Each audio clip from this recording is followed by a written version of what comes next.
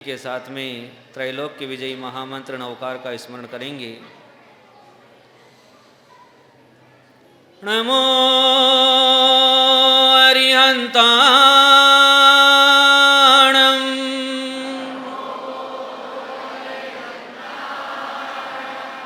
नमो सिद्धाणं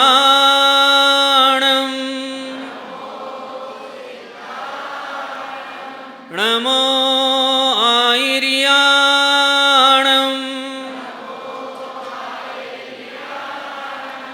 नमो उवज्झायाणं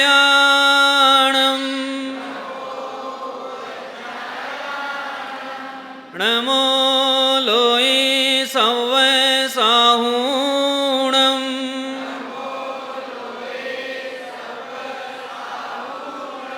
जय बोलो देवादिदेव श्री 1008 शासन नायक प्रभु श्री महावीर भगवान की। परम पूज्य प्रथमाचार्य चार्य चक्रवर्ती आचार्य श्री शांति सागर जी महाराज की। परम पूज्य गुरुवर गुरु आचार्य श्री धर्म सागर जी महाराज की। परम पूज्य वात्सल्यवर्दी गुरुवर आचार्य श्री वर्धमान सागर जी महाराज की। श्रीमद् जैन धर्म की।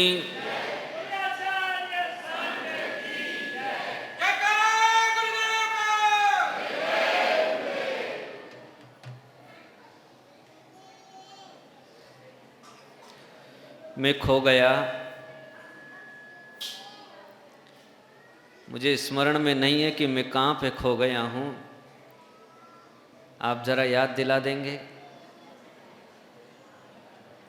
कि मैंने कल कहाँ तक छोड़ा था।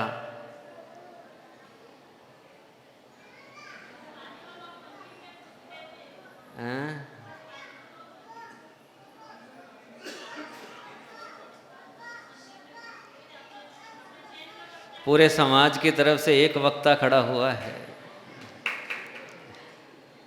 है ना।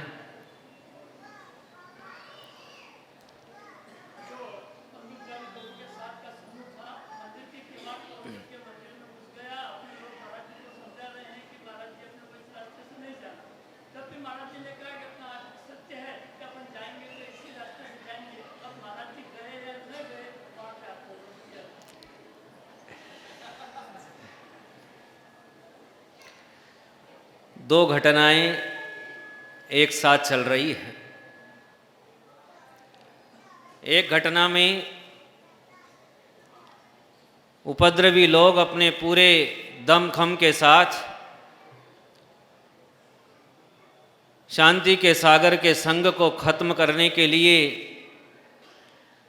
हाथ में तलवार आदि शस्त्र आदि लेकर के पूरे डटे हुए हैं कि आज ये नग्न साधुओं को हम खत्म करके रहेंगे। दूसरी घटना में नगर के चौराहे पर संघ डटा हुआ है। 300 लोग आकर के महाराज को घेर के खड़े हैं। नहीं महाराज जी, इस रास्ते से तो नहीं जाने देंगे। मान जाओ ना महाराज जी, मत जाओ ना।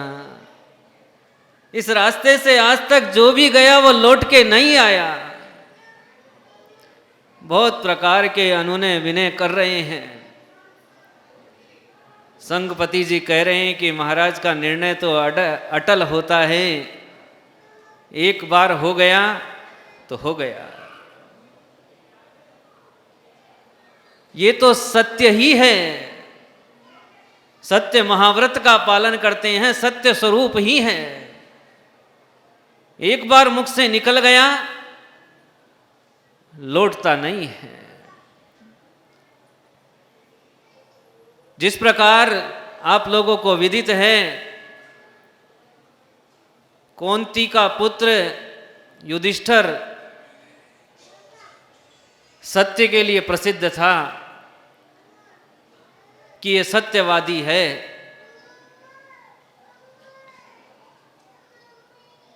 और ये महाव्रती तो आजन्म ही सत्यवादी होते हैं। जब पंच महाव्रतों को धारण कर लेते हैं, उसके बाद जब तक एक शरीर में प्राण रहते हैं तब तक सत्य वचन ही बोलते हैं, असत्य नहीं बोलते। और आचार्य शांति सागर जी महाराज सत्य की पर्याय थे। उनके मुख से निकल गया वो प्रमाण है। जब तक आगम में उसका विरोध नहीं देखने को मिले तब तक वह वचन अकाट्य वचन होता था। महाराज जी का निर्णय पूरा पक्का था। और उधर उस सड़क पर खड़ा हुआ वो मुच्छड़ आज सोच रहा था कि वर्षों पहले मैंने सुना था कि इस प्रकार का एक साधु है जिसकी मुख मुद्रा को देखने के बाद शांति का सागर दिल में लहराने लगता है। ये कोई ऋषिराज हैं, इस धरती पे ये अकेले ही ऋषिराज हैं जो न डरते हैं न रुकते हैं, जिन्होंने जो ठान लिया उसको पूर्ण करके रहते हैं। उस मुच्छड़ ने सोच रखा है कि मैं इनका घमंड तोड़ के रहूंगा। इन्होंने एक नियम लिया है कि इसी रास्ते से निकलूंगा और मेरा नियम है कि इस रास्ते से आएंगे तो छोड़ूंगा नहीं। और उधर वो आता था ही हाथ में हथियार लेकर के और मारने के लिए आतुर खड़े हैं। मुनि भक्तों के हाथ पैर कट गए, लहूलुहान हो गए, लेकिन अभी भी उस धर्म के संग्राम में टिके हुए हैं। राजस्थान के राजा खेड़ा की खबर है। वहां का एक एक व्यक्ति एक एक राजा के समान है, 100 पे भारी पड़ रहा है। और उधर वो लोग सोच के आए हैं कि नहीं, आज कुछ भी हो जाए लेकिन प्राण लेने हैं। महाराज जी ने कदम बढ़ा दिए। जैसे ही रास्ते की तरफ कदम बढ़े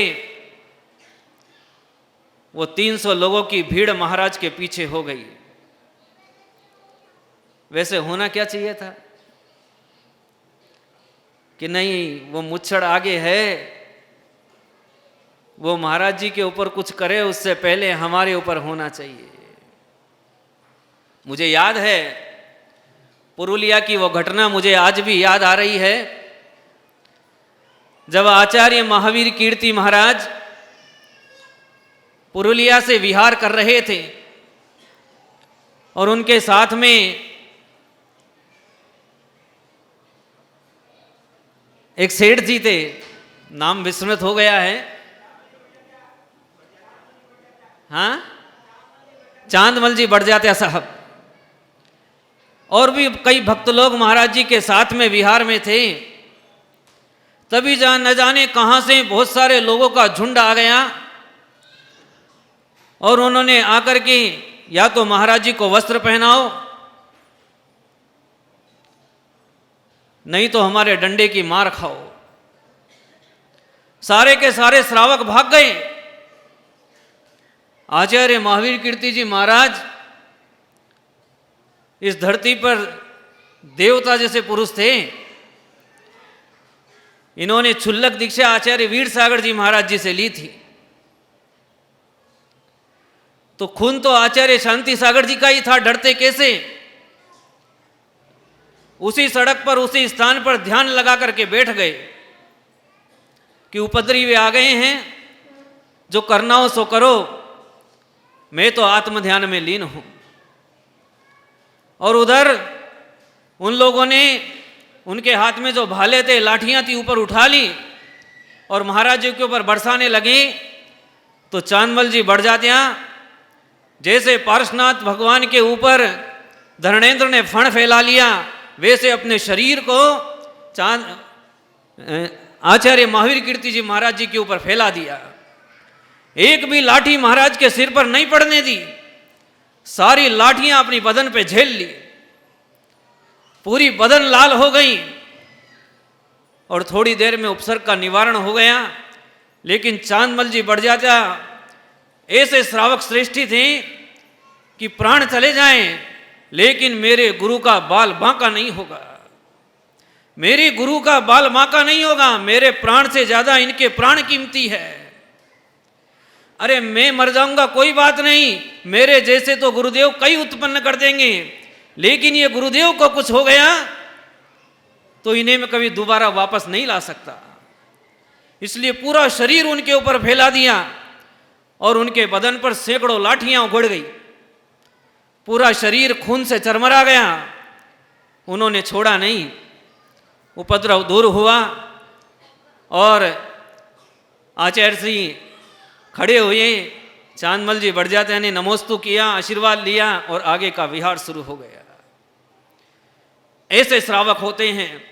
राजा खेड़े के श्रावक भी ऐसे ही थे, लेकिन जब वो 300 श्रावक पीछे हो गए और महाराज जी आगे चल दिए, महाराज जी की शांति का अद्भुत प्रभाव था, उनका तेज अद्भुत था, उनका पुण्य इस समस्त भारत की जैन समाज से ज्यादा उनका पुण्य था कि वो योद्धा, वो आध्यात्मिक ज्योतिर्धर जब उस मार्ग से आगे बढ़े तो उस मुच्छड़ को नींद आने लगी। उसने बहुत कोशिश की कि नींद नहीं आए, दुनिया भर के उपाय कर डाले, लेकिन उसको नींद आने लगी और एक पेड़ के तने के नीचे वो सो गया। सभी लोगों ने देखा कि वो 12 फीट का मुच्छड़ उधर सोया हुआ है, आज तक इसने किसी को नहीं छोड़ा है, जो भी सड़क पर आया है इसने उसका काम तमाम कर दिया है। उस तमाम जनता ने उस मुच्छड़ को सोते हुए देखा और आचार्य शांति सागर जी महाराज उस रास्ते से सकुशल निकल गए। वो ही नहीं निकले, पूरा संघ निकल गया, पूरी जनता निकल गई और उस दिन के बाद से उस मुच्छड़ ने किसी को परेशान नहीं किया। जानते हो वो मुच्छड़ कौन था? ये 12 फीट लंबा फूफू का भाई था, जिसने सैकड़ों लोगों की जाने, फूफू समझ गए ना, हाँ, सैकड़ों लोगों की जान ले ली थी और आज कसम खा के बैठा था। लेकिन आचार्य श्री का ऐसा प्रभाव कि उस मार्ग से वो निकले, उसको नींद आई और उनकी शांति का ऐसा प्रभाव हुआ कि कभी उसने दोबारा उपद्रव नहीं किया। वो शांत हो गया और उस मार्ग से आवाजाही शुरू हो गई। एक बार प्रसादी लाल जी पाटनी, आपने नाम सुना होगा, ये महासभा के महामंत्री रहे किसी जमाने में, दिल्ली में रहते थे। जब ब्यावर में आचार्य श्री का चातुर्मास था तो आचार्य श्री के दर्शन को पहुंचे। इनकी पत्नी के गले में एक रोग हो गया था जिसको कंठवेल बोलते थे। घर में बहुत बड़ी चर्चा हो गई कि इसको रोग हो गया, उपचार जरूरी है, यदि ज़्यादा दिन लगे तो ये प्राण छोड़ देगी।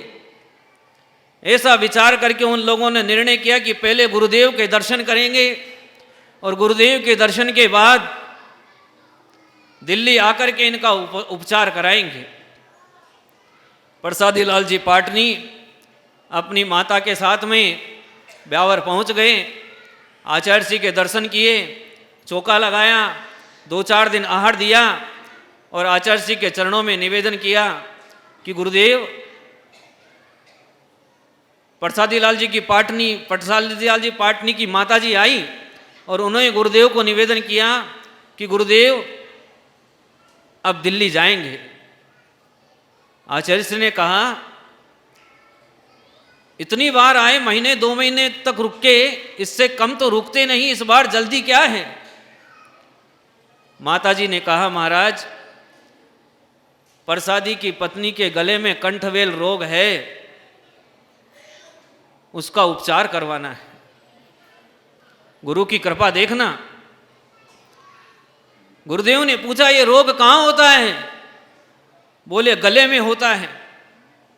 संध्या का समय था। माताजी ने कहा कि महाराज, वो देखो, वो प्रसादी लाल की घरवाली है। दूर से देखा, स्पष्ट चेहरा भी नहीं दिख रहा था। और आचार्य श्री ने कहा जाओ इसको कुछ नहीं है। जा करके सो गए और सुबह उठे, कुछ नहीं था। सुबह उठे तो कुछ नहीं था। आचार्य जी के चरणों में जाकर के निवेदन किया, गुरुदेव ये क्या हो गया है? कल तक तो हम त्रस्त थे और आज मस्त हो गए हैं, अब नहीं जाएंगे। और वो माता जी आचार्य श्री के पास रुक गई। जितने दिन उनको लाभ लेना था भरपूर लाभ लिया। ऐसे आध्यात्मिक ज्योतिर्धर आचार्य शांति सागर जी महाराज थे, जिनकी शरीर से आई हुई हवा भी रोग को ठीक कर देती थी। जिनकी दृष्टि यदि किसी पर पड़ जाए तो दृष्टि पड़ने मात्र से उनका उपचार हो जाया करता था, उनको शांति प्राप्त हो जाती थी। ऐसे अद्भुत शांति के देवता आचार्य शांति सागर जी महाराज जब राजा खेड़ा में थे और उपद्रवियों ने उपद्रव किया तो राजा की सेना ने आकर के उन समस्त उपद्रवियों को पकड़ लिया। पकड़ने के बाद वो लोग राज अधिकारी महाराज जी के चरणों में नमोस्तु करने आए और निवेदन किया, महाराज सब लोगों को पकड़ लिया है और आप महाराज की मुद्रा देख करके वो राज अधिकारी सब लोग प्रसन्न हो गए। उन्होंने उनकी मुद्रा देख करके निर्णय किया कि इन लोगों ने गलत उपसर्ग किया है। ऐसे संत, इनको देखने के बाद में आत्मा में अनंत गुणा विशुद्धि बढ़ जाती है। ऐसे संतों के ऊपर इन्होंने अत्याचार किए हैं, इनको फांसी की सजा मिलनी चाहिए। और महाराज जी के सामने निवेदन किया कि महाराज जी, मैं राजा जी से निवेदन करूंगा कि इन सबको फांसी की सजा दी जाए, आप आशीर्वाद प्रदान करें। आप लोग होते तो क्या बोलते? हाँ देव देव महाराज जल्दी करो, छुट्टी करो। आचार्य श्री ने क्या कहा? इनकी महाराज जी की बुद्धि बहुत तीव्र थी। व्यक्ति को देखते ही व्यक्ति के अंदर का भाव जानने लेते थे, पहचान जाते थे कि ये व्यक्ति कैसा है, इसके भाव कैसे हैं, इसकी होनहार कैसी है। आचार्य श्री ने तत्काल कहा, कल सुबह हमारे आहार पे उठने के पहले इन सब को छोड़ देना। यदि आपने नहीं छोड़ा तो हम लोग आहार पे नहीं उठेंगे। वो अधिकारी घबरा गए, अरे महाराज, इन्होंने आपके ऊपर आत्मघाती हमला किया है और इनको छोड़ दें, ये कभी नहीं हो सकता। महाराज जी के तो वचन पक्के थे, अटल थे, नहीं छोड़ना ही होगा, नहीं तो कल सुबह वो राज अधिकारी उन सब आताताइयों को लेकर के आए और महाराज जी के सामने खड़ा कर दिया कि गुरुदेव आपकी आज्ञा है, इसलिए हम इनको छोड़ते हैं। उधर वो आताताई सोच रहे थे कि ये उसी संत के पास ले जा रहे हैं जिसको मारने के लिए हम गए थे, तो आज तो कुछ अनर्थ होने वाला है, आज हमारे साथ अनर्थ होने वाला है, प्राण जाने वाले हैं। ऐसा सोच करके बहुत अनेक प्रकार के बुरे विचार मन में कर लिए थे।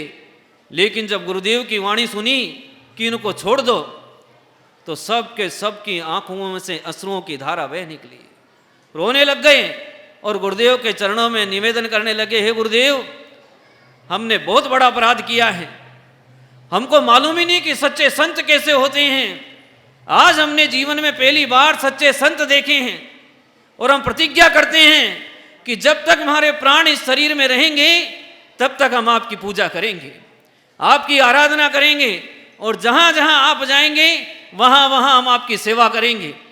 और फल ये हुआ कि जब राजा खेड़ा से महाराज जी ने विहार किया तो वो सारे के सारे 500 लोग महाराज जी के पीछे महाराज जी की सेवा करते हुए चल रहे थे। ऐसा अद्भुत दृश्य महाराज जी की कृपा का था।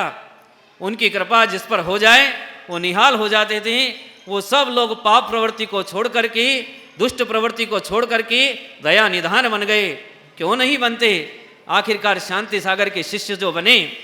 ऐसे चारित्र चक्रवर्ती आचार्य शांति सागर जी महाराज जी का आचार्य पद प्रतिष्ठापन समारोह आप लोग मनाने वाले हैं। आप सब लोगों को एडवांस में बधाई हो।